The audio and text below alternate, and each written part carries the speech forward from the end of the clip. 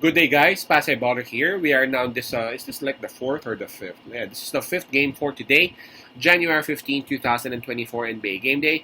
We got this interconference battle between San Antonio Spurs and Atlanta Hawks, and this one will happen at 3:30 p.m. Eastern Time. That's gonna be 4:30 a.m. here in Manila. I'm just inviting everyone who have not subscribed yet to our YouTube account or YouTube channel, Pasay Baller. Please click on the subscribe button below. At the same time, hit on that bell logo. That way, automatically, you guys will be receiving notifications whenever new videos are uploaded. San Antonio Spurs approaching this game, they got a record of 7 wins and 31 losses. Atlanta Hawks approaching this game, they are displaying a record of 15 and 23.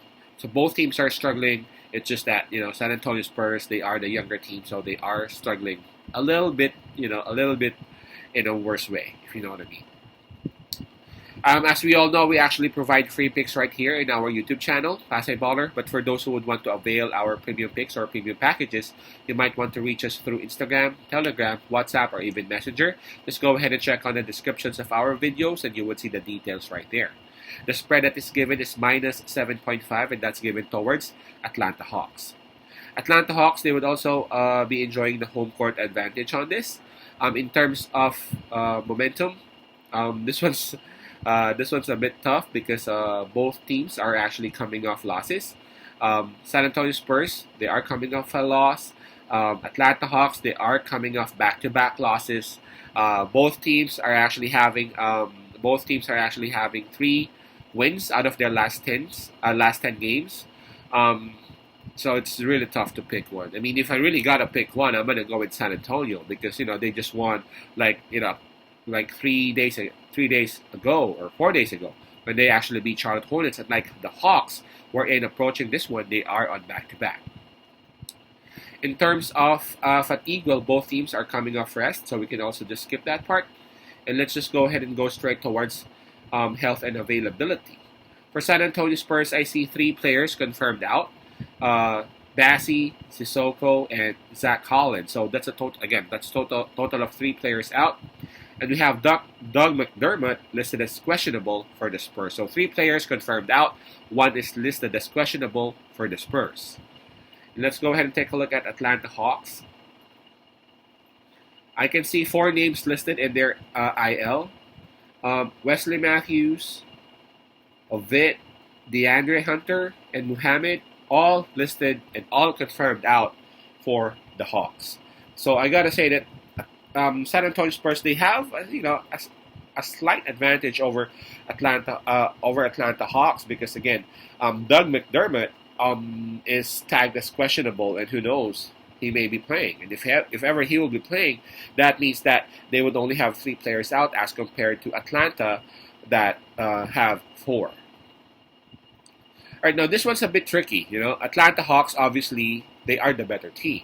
I mean, they got a better record, right? They have won 15 times as compared to the Spurs where they just won 7. If you take a look at the lineup, the Hawks, they also got a better lineup, a better roster.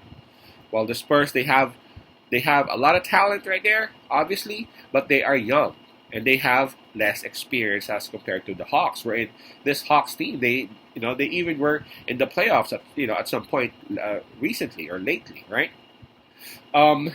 So Atlanta Hawks, they are the better team, and highly likely Atlanta Hawks will win this one. But I'm just really not comfortable with a minus 7.5 spread. I gotta be honest. Atlanta Hawks, they just like what I said, they have lost back-to-back approaching this game. Now for the Spurs, I can see that they are indeed coming off a loss, but I don't know if you were able to watch that loss. That was against Chicago Bulls. At one point, the Spurs almost had it. They were like down for double digits, and then they were able to come back. But the Bulls were able to recover, and the Bulls ended up winning the game. And if I'm not mistaken, that even went in OT. But the Spurs did that without Wembanyama. We got to remember the Bulls are actually doing great right now. They are in some sort of a role. They are winning like 6 or 7 out of their last 10 games. So the Bulls, they are doing good, and they almost lost against the Spurs. So the Spurs, for me, they are improving. Now with Wemby back in the lineup, it's very interesting to see how the Hawks would actually react to it. The Hawks, they are a good outside shooting team, but they actually are more effective for me if they would actually attack the basket.